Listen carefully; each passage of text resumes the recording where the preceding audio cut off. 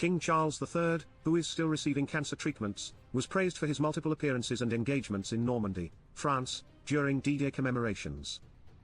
There is no force on earth that could have stopped the king even undergoing cancer treatment from going to Normandy today, royal journalist Michael Cole told GBN. And he's done brilliantly, as has Prince William and the Queen. He has obviously a personal commitment, he added. His mother was the last head of state to have worn a uniform during World War II.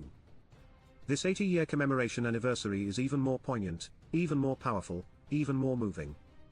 The king delivered a speech at the Ages at Omaha Beach. 80 years ago on D-Day, the 6th of June 1944, our nation, and those which stood alongside it, faced what my grandfather, King George VI, described as the supreme test, His Majesty shared. How fortunate we were, and the entire free world, that a generation of men and women in the United Kingdom, and other allied nations did not flinch when the moment came to face that test.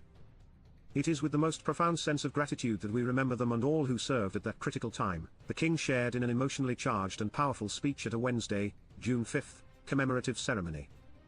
Veterans of the legendary World War II landing, whom the monarch said were dwindling to so few, could be seen with tears in their eyes as both His Majesty and Queen Camilla also had emotional moments at the event.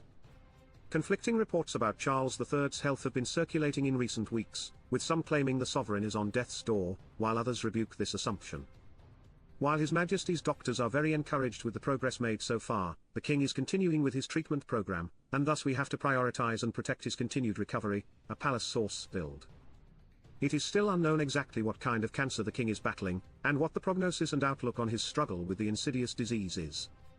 Prince William, King Charles and Queen Camilla's appearances come amid weeks of curtailed royal events in Britain due to a general election campaign being launched in late May.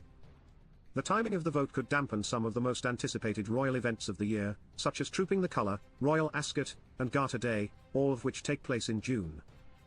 The election date of July 4 also coincides with Royal Holyrood Week, in which the monarch travels to the Palace of Holyrood House in Scotland to spend a week in the ancient fortress. Reports suggest the pageantry-filled events of that week could be cut short due to nationwide voting and the king's presence being needed in London to ask the sitting or new Prime Minister to form a government.